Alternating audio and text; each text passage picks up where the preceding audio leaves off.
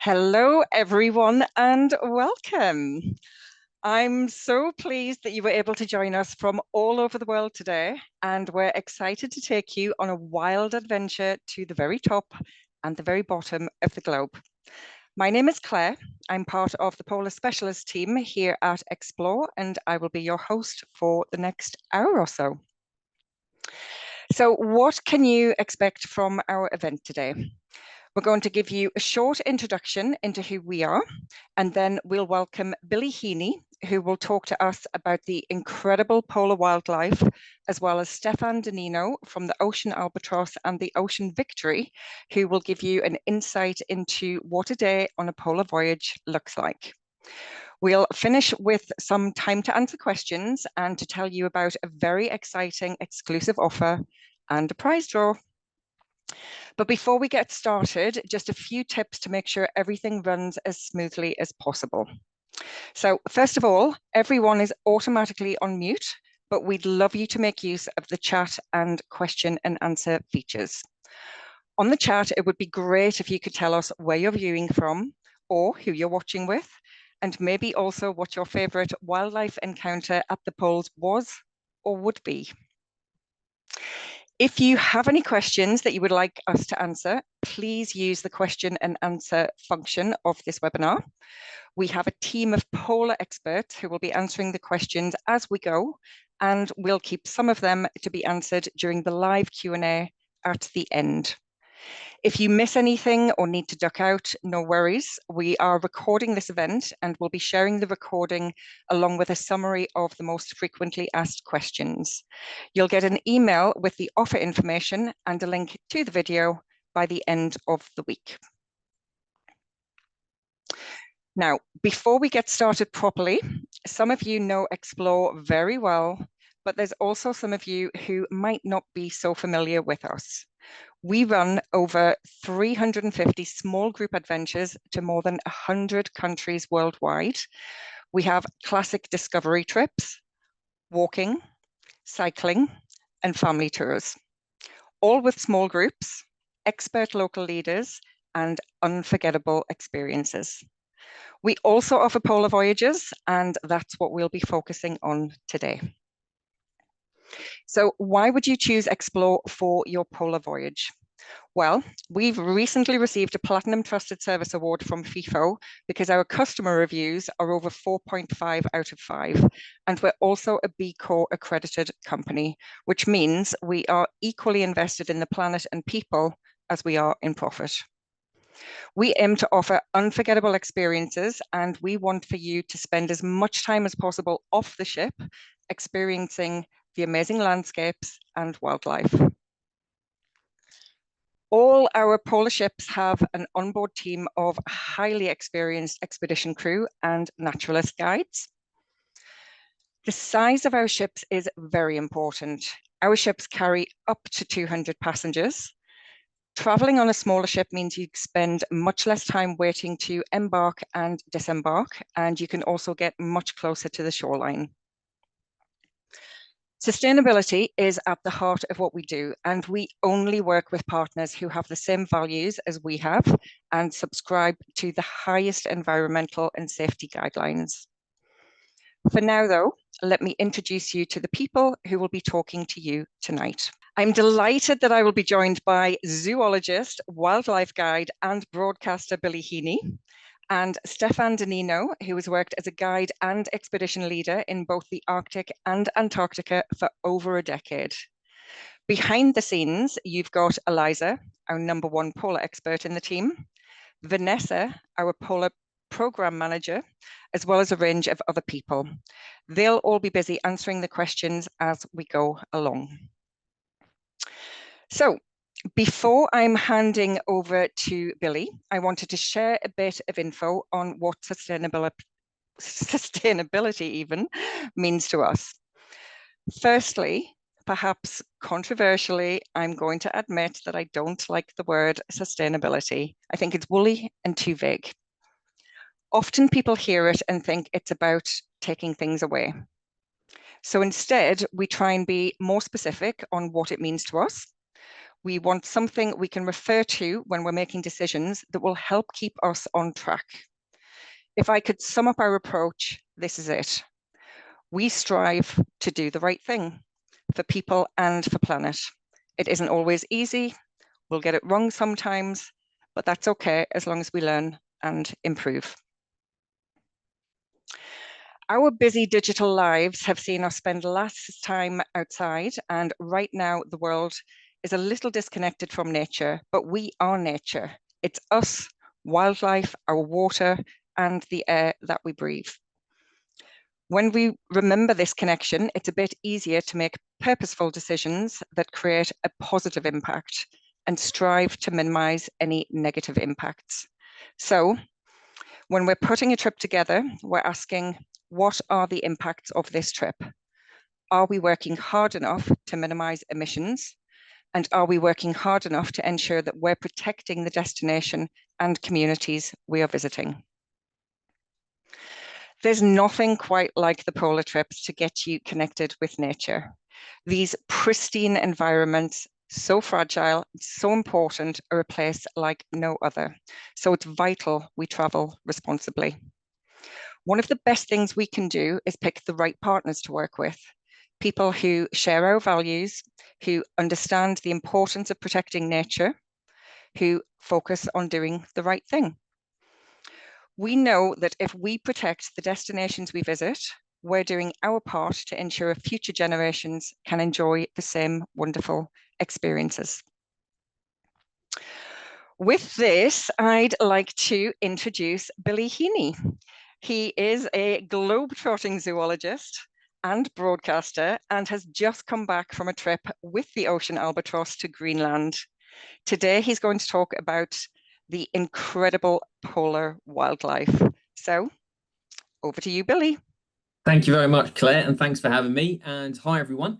So I think we're just going to have a little video before I dive into some wildlife stories.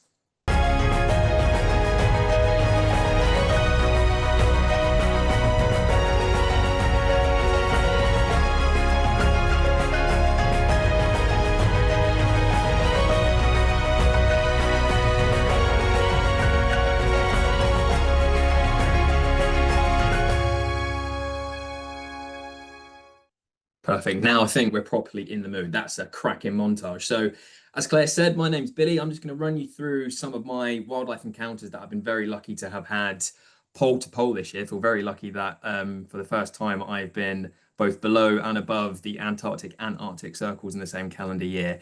And I'm just going to sort of run you through some of my favorite encounters that I've had, where I saw them, and some of the facts about some of my favorite species that I encountered. So yeah, we're going to go south first, and then I'm going to touch base on the amazing trip I've just had on board the Ocean Albatross. I only just got back on Wednesday evening, so we can jump to the next slide.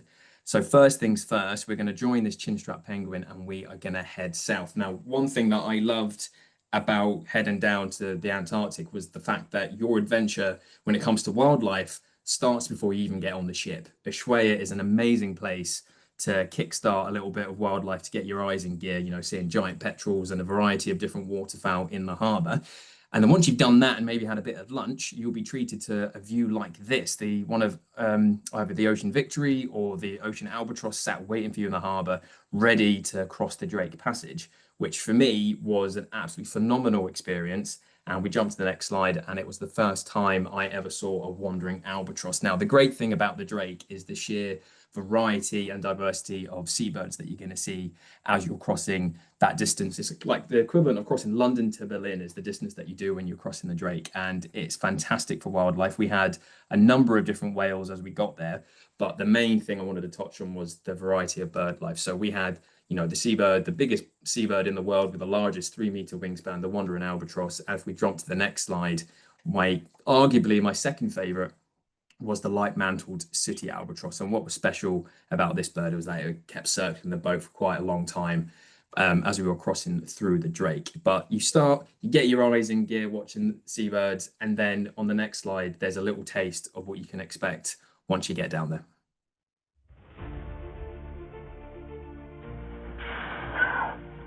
Welcome to Antarctica. This is absolutely incredible. We have a leopard seal, sculpting a penguin right there. Everywhere you look, there's humpbacks, there's penguins. It's absolute marine chaos. It's like something out of Frozen Planet. This is Paradise Harbour. We are currently in the Galas Strait and it is humpback soup. Everywhere you look, there's blows coming up, there's backs, there's flukes. Magic moment.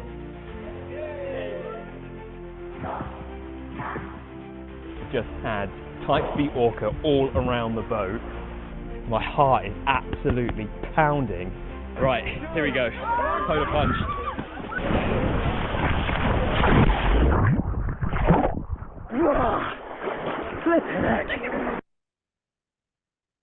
I do apologize about the partial nudity at the end of that video, but that just gives you a little overview of some of the wildlife encounters that you may experience when you get down there. It's quite hard to summarize a 10-12 day expedition into a minute, but that's the best I could do with some of the encounters that we had. And we were very lucky when it came to the birds, the seals, the whales, and I'm going to touch on all of that very shortly. But one thing I wanted to flag first is how you can watch wildlife when you're on an expedition cruise. So a lot of it starts from just walking out of your door onto the ship decks. Now, a lot of the time when we just, including Greenland, a lot of the time you first see wildlife could be with one of your expedition guides out on the deck and the radios will start going off. We've got humpbacks at 2 o'clock or we've got orca on the horizon. So being out on deck with a cup of tea is the perfect place to start your day.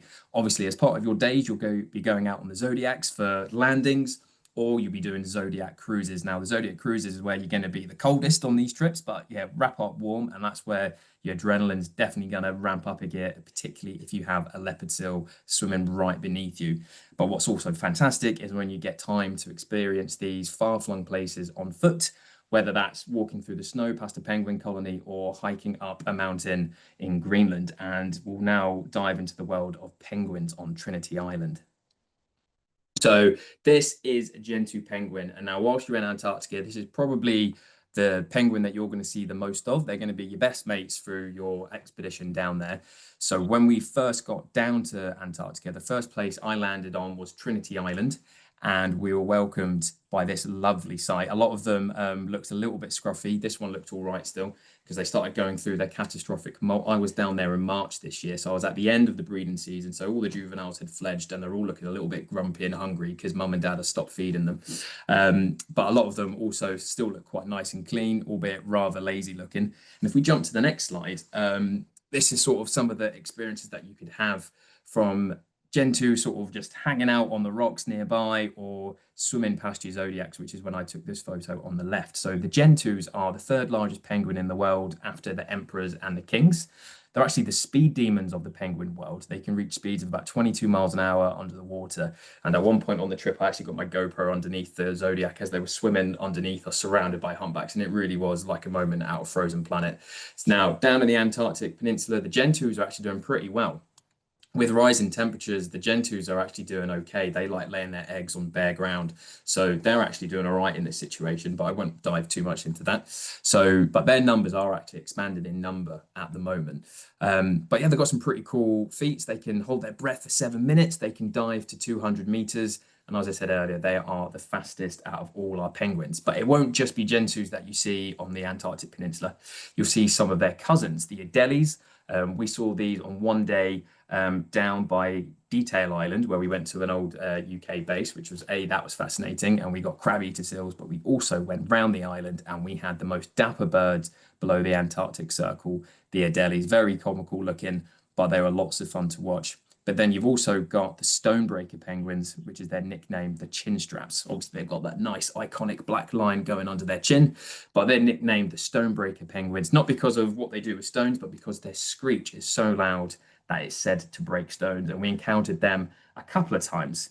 Now, the next slide, we don't have the gory picture, but the next slide, we do have an animal that I was very excited to see, and one that unfortunately made a meal of a chinstrap penguin right in front of us. Now, again, this was our first full day on the Antarctic Peninsula in March. We'd had this amazing morning with Gentoo penguins. We changed course a little bit, sailed for a couple more hours, jumped in the Zodiacs, and then we went for a Zodiac cruise around Sierra Cove. where we had this absolutely enormous 3.8 meter long female leopard seal, and she was absolutely breathtaking. Now, this is an animal that I've been wanting to see since I was about 5 years old. Here in the UK, I studied grey seals around the Cornish coast for my postgrad and for my undergrad. So seeing what I think of the king of seals in its natural habitat was truly amazing. And as you saw in that earlier video, she swam right underneath our zodiac. So here she is, Antarctica's second top predator. This individual here was actually a smaller male that we saw a few days later. So they are Antarctica's second top predator, and I'll introduce you to Antarctica's top predator in a little while. And they have a pretty varied diet, but as much as the nature documentaries always show them smashing around penguins, 45% of their diet is actually krill, which is the same thing all the humpbacks are eating down there. And they'll also eat cephalopods, which is your squid, your octopus, and your cuttlefish, as well as other seals, which is very unusual. They're the only seal in the world that eats other seals. And they also eat fish and penguins. They're the third largest seal after the walrus in the north and the elephant seals. And the females can weigh as much as 590 kilos, and they can swim at speeds chasing penguins at 25 miles an hour. And what was amazing about this particular encounter was the scientists that were actually on board on my expedition in March, and they took a little blubber sample from this leopard seal. So what they had was a crossbow with a little dart, and they fired the dart to take a tiny biopsy. It doesn't disturb the wildlife, and they're doing a lot of research into this. But the reason they were taking these blubber samples was to look at pollutants that was in the water and stuff like that. But it was very cool to observe this animal and know that we're about to witness science in action down on the South Pole, which is very cool. We can move to the next slide. So it's not just leopard seals that you're going to encounter down there. I was quite lucky. We got 5 species in total. So on top of the leopard seals, we had a very snotty juvenile elephant seal that was taken up in the South Shetland Islands. We had crab eaters. Now, despite their name, they don't actually eat crabs. They primarily eat krill as well. We had a very lazy Weddell seal that wasn't impressed with the Antarctic fur seals on the left, waking her up. But yeah, lots of different seals that you can keep your eyes open for when you're out on deck or in the zodiacs. The crab eaters we actually had from foot watching, looking down at a haul out. They were all on the ice right below us, which was very, very special. We can move to the next slide. And I just wanted to take a moment to introduce you to this little chap. Now, this is a sheathbill and a bird that I found very entertaining to watch. Now, these are the only birds in Antarctica that don't have webbed feet. So they look like a bit like a chicken, a bit like a snow chicken, and they walk a bit like a pigeon. But they're very mischievous. Think about like a crow or a seagull going through your bag, you know, nicking your picnic. So they're very opportunistic, so much so that they've even hitched rides on ships as far north as South Africa and Europe. And their diet is basically pretty much anything that they can get in their beaks, whether that's krill, fish, penguin eggs and chicks, or even any sort of type of animal excrement or human waste. They're just opportunistic. But many of your landings from a zodiac, as you're going onto a beach or onto a jetty, whether it's on the Brown Base, for instance, you'll be greeted by these little white fluffy snow chickens, the sheathbill, a very fun bird, and one that is very, very entertaining to watch. But we're going to move on to some slightly bigger things now. Now, this is my favorite animal in the whole world, the orca. And we were very lucky that we actually started our expedition going through the Beagle Channel before we entered the Drake, and we had orca there, which I'll show you a picture of shortly. But one of the best things about this trip was going through what's known as the Galas Strait as we were heading back north. And the Galas Strait, as I described it in a YouTube video, was like whale soup. So it was wall to wall with humpbacks, which we'll come shortly onto. But one thing that really stole the show was the type B2 orca. Now, on this day, we'd had hundreds of humpbacks. Pretty much all afternoon, we'd been watching humpbacks. There might have been 5 there, 10 there, another 5 over there. And I think a lot of people went a little bit whale blind, honestly. Everyone started to go to the bar to get a drink to celebrate or warm up with a coffee. And I stayed up on the bridge. It was an open bridge, and stayed up there with the expedition team, praying to the orca gods that they'd show up because it was our last chance to see them. And then after searching through binoculars, me and one of the expedition team, we spotted that characteristic dark tall dorsal fin coming towards us. And this is the great thing about expedition cruises, is in these moments you've got that maneuverability. The ships are that bit smaller, And the orca came straight towards us. There was gentoo penguins jumping on icebergs, Antarctic fur seals jumping out onto icebergs as well, getting out of the way. And then we had this absolutely phenomenal 20 to 30 minutes with the podders, about 20 of them in total. And you can see they're slightly brown, don't look like that characteristic black and white that you normally associate with orca. These have got quite an orangey brown tinge. Now, this is due to the diatoms. It's a type of algae that's in the water and it sticks to their skin. So they've got quite a menacing, eerie appearance. But what was so good was that we managed to do a figure of 8 and join the orca for about 20 minutes to half an hour. We can jump to the next slide. There's a few other photos. So these aren't your typical orca. This is why I was very happy and very excited to see them. You'll see in the bottom right photo, sort of a very chunky, big, typical black and white orca. So that's a type A orca that we saw in the Beagle Channel. Now, I mentioned earlier about being out on deck, and there's many moments, and this is one to highlight this. If you're out on deck, you're in the right place at the right time sometimes. These orca, they only came up about 3 to 4 times as we were leaving the Beagle Channel, and then they disappeared beneath the waves. So if you're out on deck, you saw them. Because by the time your legs are outside, they were probably gone, because you always get a tannoy system if something exciting happens. But if you're out on deck, you're upping your chances. So these are Antarctica's top predator. So the ones on the bottom right of this screen, the type A, these are the largest orca in the world, and they're nearly 10 meters long. They are absolutely enormous, and these will be your whale eaters. They particularly specialize in eating minke whales. But once you get down near around the peninsula, you've got the type Bs, and these are split into 2 groups. You've got the B1s and the B2s. Now, the B1s are the ones you'd see on Frozen Planet or Planet Earth, wave washing a seal off its iceberg and ruining its day. The ones we saw on the west side of the peninsula are the type B2s. They're a little bit smaller. They're still probably about 7 to 8 meters long, and they primarily eat fish and penguins, hence why all the gentoos were absolutely legging it. But they will occasionally take Weddell seals, but they've got that nice browny tinge there. So this was, I think the leopard seal did win the show for me, but this was a very close second. It was probably a tie of my favorite encounters that I had whilst down in the Antarctic. And we can now jump to something a little bit bigger, the humpbacks. So when I was down in Antarctica in March, it is peak humpback season, which is the main reason I went on this trip, to be honest. And it really was humpback soup. Like I said earlier, it was all you could see. It was just wall-to-wall humpbacks. We had some breaching, some slapping their pec fins, and then at one point they were still with us with all the orca. We can then jump to the next slide. So we were really lucky that we had humpbacks, I think, pretty much every day when I was on this expedition. I think there's only the 2 days either side, bookending the trip that we didn't. But once we were actually down on the peninsula, we had humpbacks every single day. And the populations in the southern hemisphere, they're coming down from Australia and South America to come down and stuff their faces and all the abundance of krill that are down there.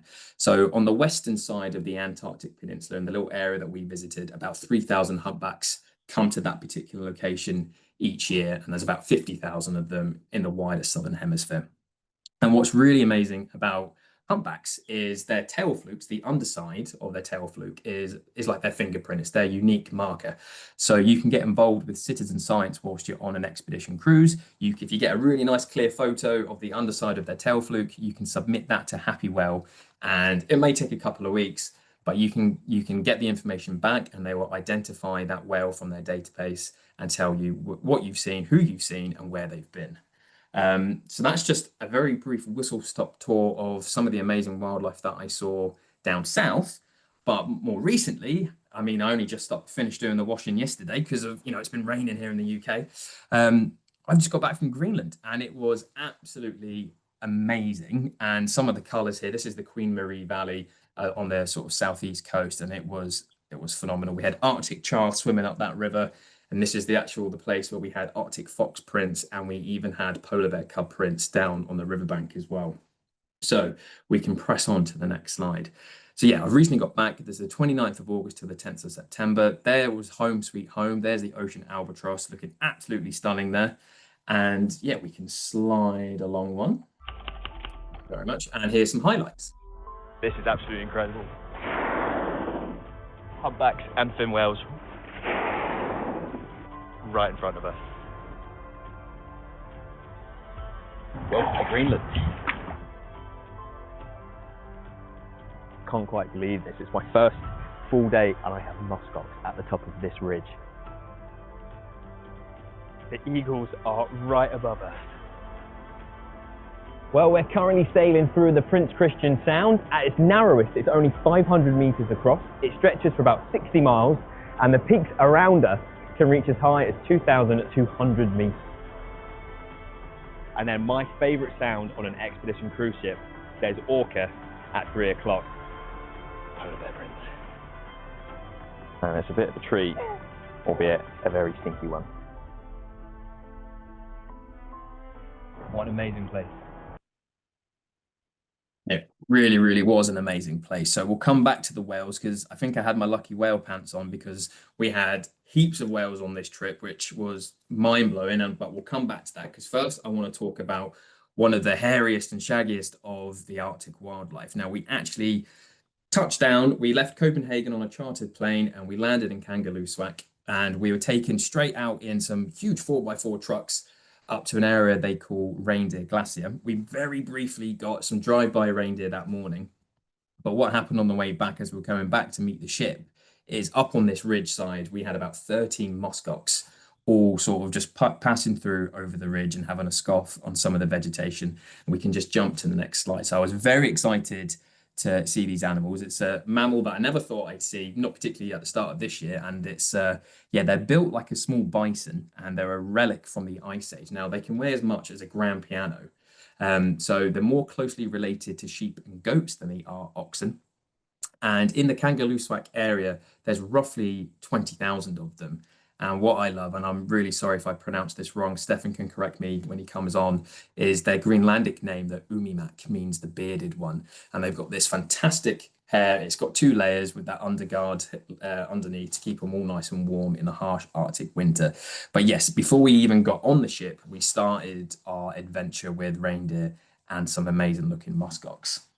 But then once we got on the ship, other things started happening. So I'm going to touch back on the whales and marine life in a second, but one of the great things with doing Greenland is the hikes and the walks that you do. And I'm not a closet birder, but I'm a very keen birder. And this is my favorite bird in the world, the white-tailed eagle. And I've spent a lot of time as a guide watching these birds in Scotland, but we had a fantastic encounter as we were going over to Igaliku. So we're on the southern tip of Greenland, and we'd done this amazing morning looking at Norse heritage and looking at where Eric the Red landed, and then we went further down the fjord to cross from Itilleq Bay over to Igaliku. And as we were coming back from another Norse settlement, we looked up and we had 2 white-tailed eagles doing circles above us. We can go to the next slide. So these are a very impressive bird. They're nicknamed the Flying Barn Door because they've got quite a rectangular, massive appearance, very rectangular wings, about 2.5 meters. And it's estimated that there's up to around 170 pairs in Greenland. There's not loads, and they would have sort of got to Greenland after the last ice age, but a very impressive bird.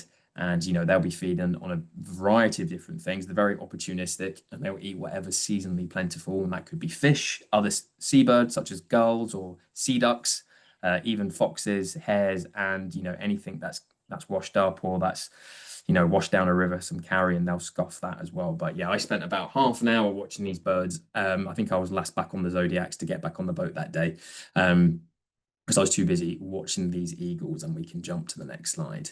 But yes, so one thing I wasn't expecting is I did think we'd see humpbacks. I was very hopeful that we would see humpbacks, but what I wasn't expecting was a scene that rivaled the Galash Strait. Now, this was a morning, it was the Saturday morning of our trip. It was Saturday the 6th, and we were heading up the southeast coast. I was out on deck with Ab, one of the expedition leaders, and it was just after breakfast. We were looking at birds. We had some rather interesting red phalaropes, but all of a sudden we saw something a bit big on the horizon. And we started scanning, and at 1 minute we had 1 blow, then we had 5, then we had 10, and then we were like, oh my God, there's blows all over the horizon. And again, this is when an expedition ship's maneuverability comes into its own. They were a long way away. We had quite a big steam to do, and we weren't sure if we were going to be allowed to change course, but Ab and the rest of the team, they started radioing the bridge and they spoke to the captain. And then before we knew it, the ship changed course and we headed for the horizon, which is where all these blows were coming up. And we can jump to the next slide, because as much as we had humpback blows, the other blow that we had there was this guy, the fin whale, the world's second largest animal. Absolutely enormous things. So this is the great thing, is as we sort of slowly approached where all the whales were feeding, the engine slowed down, the boat slowed down, and Stefan can tell you more about the special things that happens with the ocean albatross and how quiet she is. And then we sort of just very slowly cruised towards the whales, and then before we knew it, the whales were all around us. We had 10 humpbacks there, 20 humpbacks there, 5 fin whales there, another 10 came up over there. The final count for the day was somewhere between 90 and 100 different whales, and we were with them for a magical time, as you saw in that sort of intro video, which we played a few moments ago. But yes, the fin whale, the world's second largest mammal. The females are bigger than the males, and they can reach 27 meters and weigh 120,000 kilos. I mean, I felt like I weighed 120,000 kilos after 3 buffets a day, but that's a different story. But what's rather cool about fin whales is they have asymmetrical pigmentation. So the left side of their jaw is black and the right side of their jaw is white. Now, this is to do with when they turn on their side to engulf a big shoal of fish or krill, is so that the white side is actually on the bottom. So it's matching the sunlight on the water surface, and they can actually eat about 2,000 kilograms of krill a day and can live for over 100 years. And when it comes to the baleen whales, which is your baleen whales that got all the sort of baleen plates and they're feeding on krill and fish, they're nicknamed the greyhounds of the sea and can reach 23 miles an hour. And these guys, when they wanted to go, they absolutely disappeared. And we had them on at least 3 days on the most recent expedition. We were actually trying to leave Greenland on our final day to start crossing it over to Iceland, and we ended up stopping for another half hour or so because another group of fin whales popped up. Actually, one morning I opened the curtains and a fin whale had surfaced right past us. Before I even went to breakfast, I opened the curtains and a fin whale was outside the door, which was pretty amazing.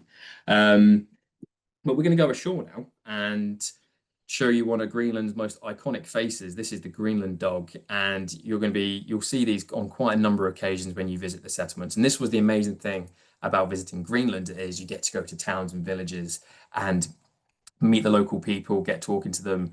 But I think the Greenland dog stole the show for many people, myself included. And yeah, one of the places we saw them was in Tassilak.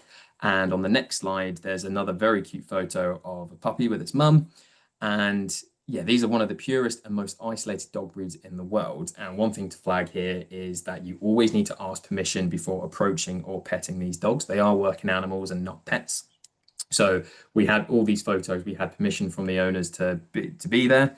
And in that video at the start, obviously that puppy that was passed around, the owner was very happy for that to happen. In fact, picked the puppies up to start passing them around. And as much as they are very, very cute, they are also very, very stinky, eating all of that fish. So yeah, as much as they're very cute, they were quite smelly. But yeah, they're working from when they're 6 months old and pulling sleds. So they're an ancient breed of Spitz-type sled dog. And they were first brought to Greenland by the first Inuit settlers. And they're prized for their strength and endurance and, pulling sleds for hunting or transportation across the snow and ice. And we're going to slowly start wrapping my talk up. There's a quick video on the next slide of some rather adorable puppies.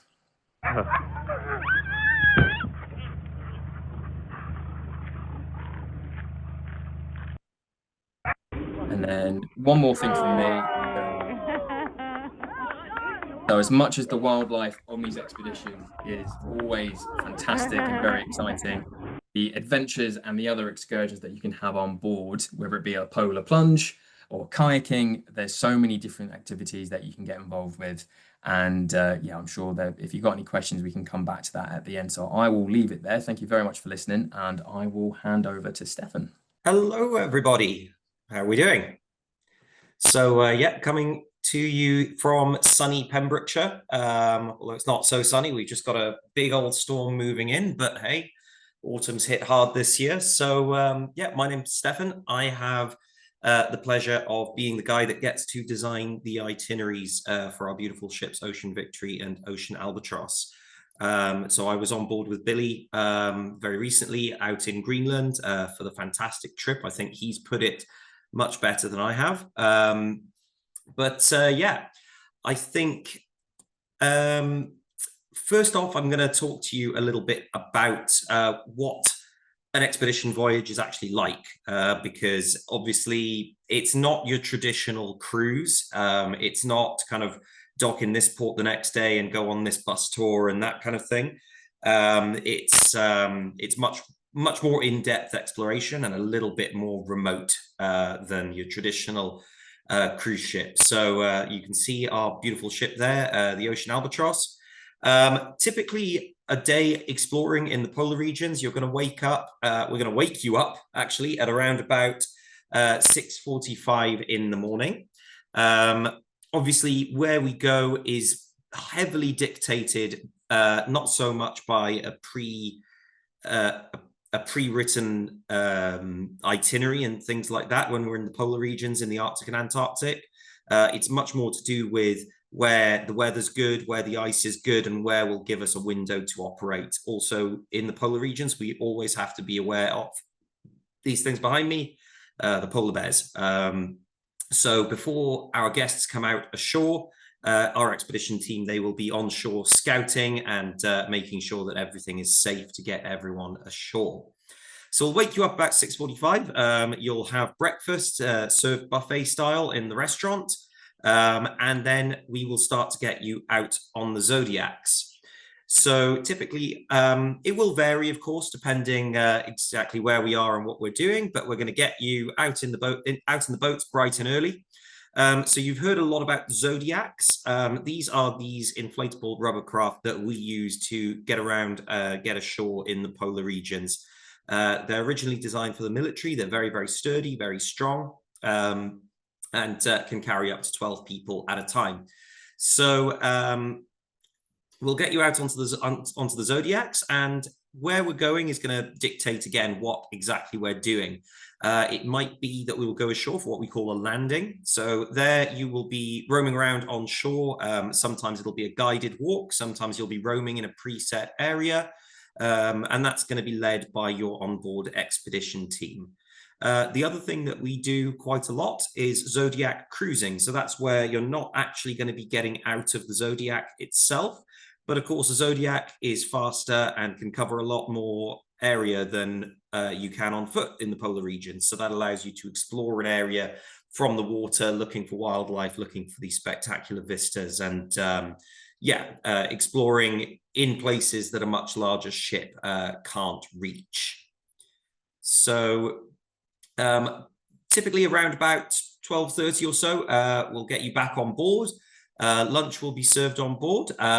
We do always offer a barbecue at some point during the voyage, very weather dependent, of course, because grilling in the rain is quite tricky. But lunch on board will typically be between about 12 and 2. Usually that's when we'll reposition over to our next destination for the afternoon. And again, the afternoon will be quite similar to the morning. We'll get you out, get you ashore, and get you off the ship as much as possible. As the picture here shows, we do also have kayaking available on board our vessels, if you want to explore on the water under your own steam. And then in the afternoon, usually about 5, 6 in the evening, we'll get you back on board. There is a sauna on board the Ocean Albatross and a spa on board both of our vessels, as well as hot tubs. And you can relax in your cabin, refresh, go to the gym, head to the bar, have a drink, which is my usual thing to do on board. Then we'll get you ready for the next part of the evening, which will be our evening recap and briefing. So that's a really important time of day. That's when we're going to give you our information for what we're doing the next day, in terms of where we're going to be going, what we're going to be doing, what time we'll get you out of bed. And it's also your chance to talk with our expedition team, ask them questions about what you've seen during the day, ask the various experts we have on board, because we have a team of experts with a variety of expertise. So we've got birders, we've got geologists, we've got marine biologists, we've got glaciologists, we've got historians, we've got a whole mix of the kind of whole polar spectrum. And they are there for you. They are there for you to get the most out of your experience. By around about 7:30, if you needed more food, because I've just come back from a voyage probably about a jean size bigger than when I left, We have dinner on board at around 7:30 in the evening, which is served a la carte. And again, that's your opportunity if you want to sit with the expedition team, plumb the depths of their knowledge. They are paid by the question, so make sure that you avail yourself of that opportunity as well. Usually we'll have entertainment then in the evening as well, but a lot of times we find a lot of our guests need to get to bed so that they're ready for the next morning's activities. So I'm going to talk a little bit about our beautiful vessel, Ocean Albatross. So as you can see, she looks quite different to your traditional cruise ship. That's because she is different. She's built different. The key feature you'll notice is this X bow that you have on front of the vessel, a forward sloping bow rather than the traditional upward sloping bow. And we find that that adds really fantastic stability and comfort when we're cruising through rough waters like the Drake Passage, because it means that the ship much more kind of cuts through the waves rather than bouncing on top of them. Again, I was on board with a lot of people last cruise who had been on your more traditional ships, and you know, they were really, really surprised actually at just how smooth the ship was and how quiet she was. She is Polar Code Class 6 and Ice Class 1A compliant, which means she is fully certified to push through the ice, not break the ice, but push through it. And she carries all of the necessary equipment and communications array and all of that kind of thing for operating safely in the polar regions. She carries 2 diesel engines and 2 electric engines, which supplement those. And along with this hull design, that gives her about half of the carbon emissions of the kind of previous generation of expedition ships. We do have on board our green initiative, which means you won't find single-use plastics. You'll find dispensers in the bathroom, in your cabin. You won't find straws, cocktail stirrers, and all of that kind of stuff on board. We really want to minimize our single-use plastic production.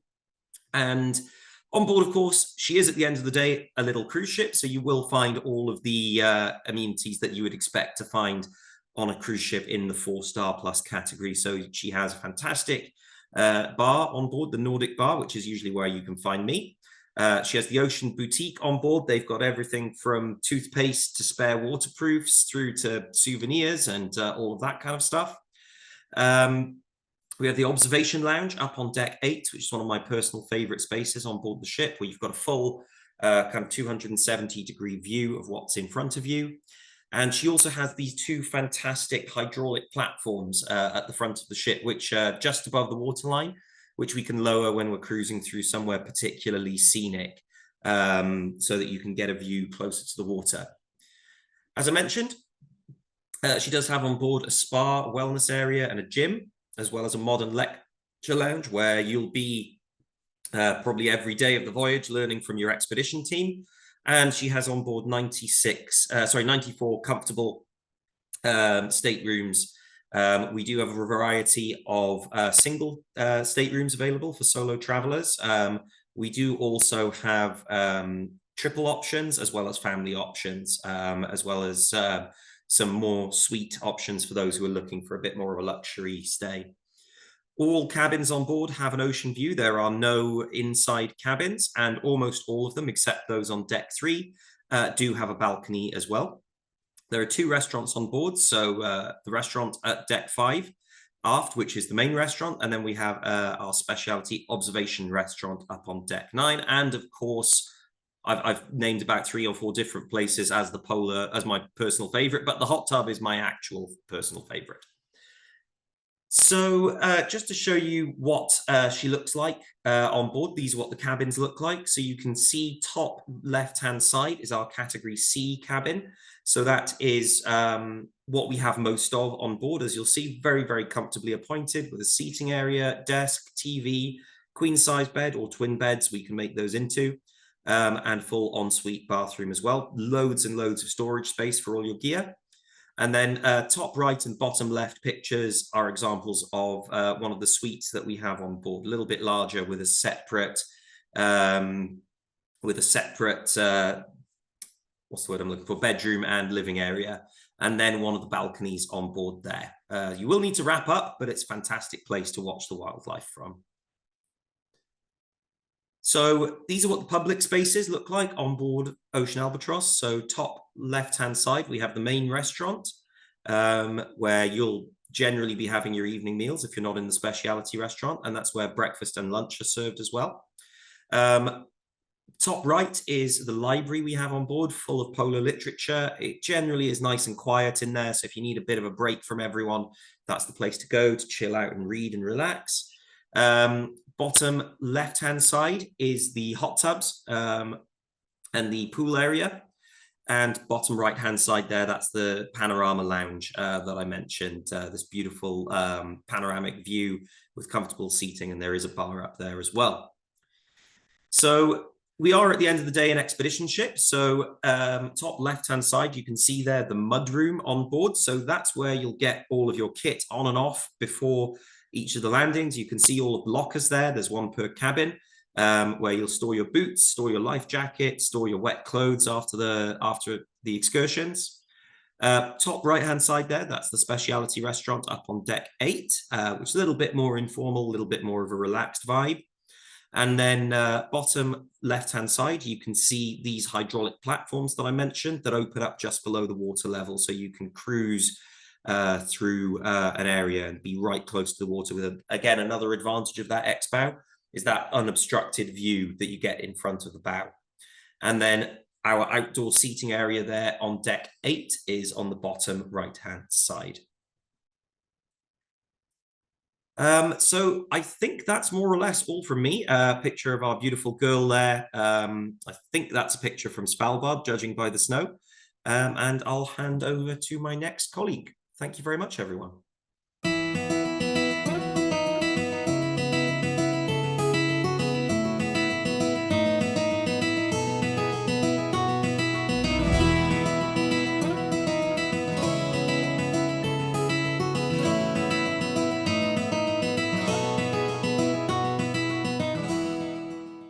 Wow, thank you so much, Billy and Stefan. Billy, your footage is incredible. And let's face it, who doesn't love a penguin? Although I have to say, my favorite is, of course, the walrus. And Stefan, you have just made me even more excited about my upcoming trip on the Ocean Albatross. If you want to start planning your trip, we'd love to talk to you about our polar voyages. So please do get in touch with us, or indeed your preferred travel agent. Now, still to come, during Billy and Stefan's presentations, there have been lots of questions coming in and the team have been answering them as quick as possible. We've saved some of those questions to talk about in a moment, and then after that, we'll be revealing an exclusive event offer, and one of you will also be selected at random to win in our prize draw. But right now, let's welcome back Stefan and Billy, and also Vanessa, our Polar Program Manager, to answer some of the questions you have been asking us. Right, so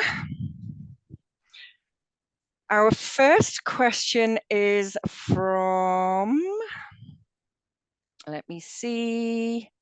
Okay, so Gemma has asked a great question. Gemma is due to go to Iceland in March 2026, and she is asking what lens is minimum needed, 600mm or 800mm? Billy, I think you might be a good one to answer that. Yeah, no worries. So when I was on board, I had, for photography, I had my 600mm lens with me. That's the longest lens that I have. So if you're stationary on the main ship, then that's fine, or on land. But what I love for whilst being on the Zodiacs is a 300mm.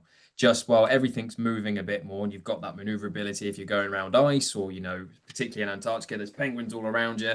I found a 300 was really helpful. But if you're on land, then if you've got a longer lens, then by all means take it. But I think on the Zodiacs and on the ship, a 300 comes in very, very, very useful. Oh, thanks, Billy. Gemma, I hope that answers your question okay.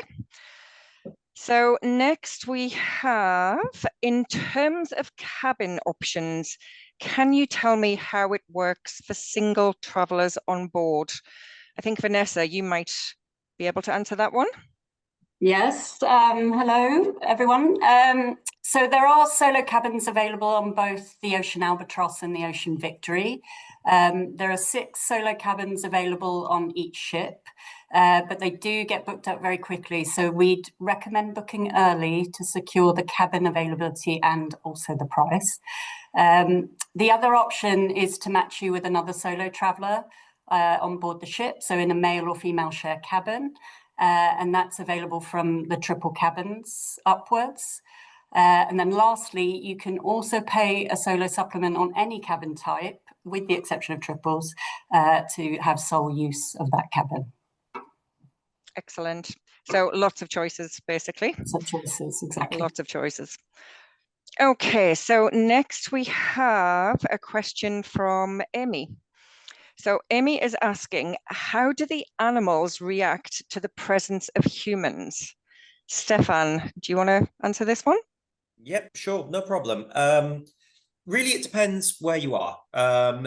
In the Antarctic, you might hear of, these animals that, have never seen people before and are completely unafraid of people. And that's kind of half true.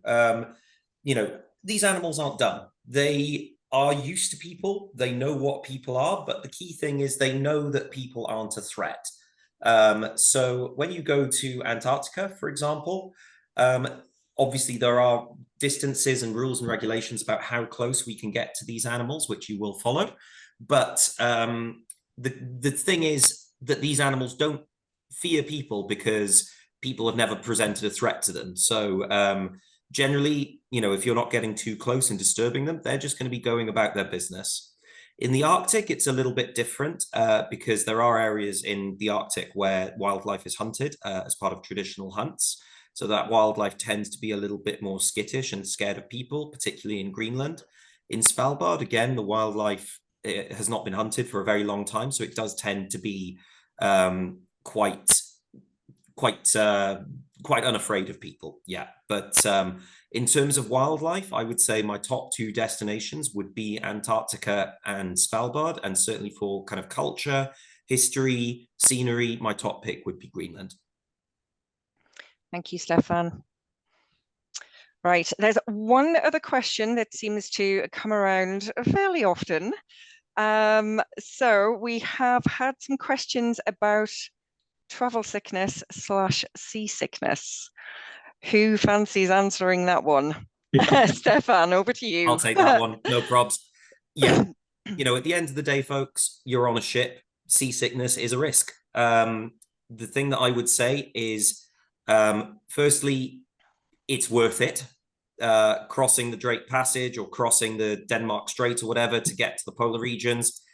Even if you are sick as a dog in your cabin for 2 days, it is worth it to get there and to be in that place, 100%. Thankfully, we live in the year 2025 and there are ways and means around this. Don't bother with these bands and, compression things like that. They don't work. Speak to your doctor if you're concerned about seasickness. Firstly, I'm not a medical professional, so my first advice is speak to your doctor. Generally, seasickness medications these days are very good. They are very effective. I take them regularly when I'm on board, and I don't experience any issues other than slight drowsiness. And you're on a day at sea. Who cares if you're a little bit drowsy? Enjoy the relaxation. The key thing with these medicines is they do need to be taken in advance. They are a preventative, not a cure. So again, speak to your doctor, consult, make sure you read the instructions for the medication. And again, on board, we do have a doctor who's able to advise you in the case that you need medical advice. Perfect. Great answer. Thank you, Stefan. Well, the team are still busy answering your questions. If we've not got to yours yet, we will.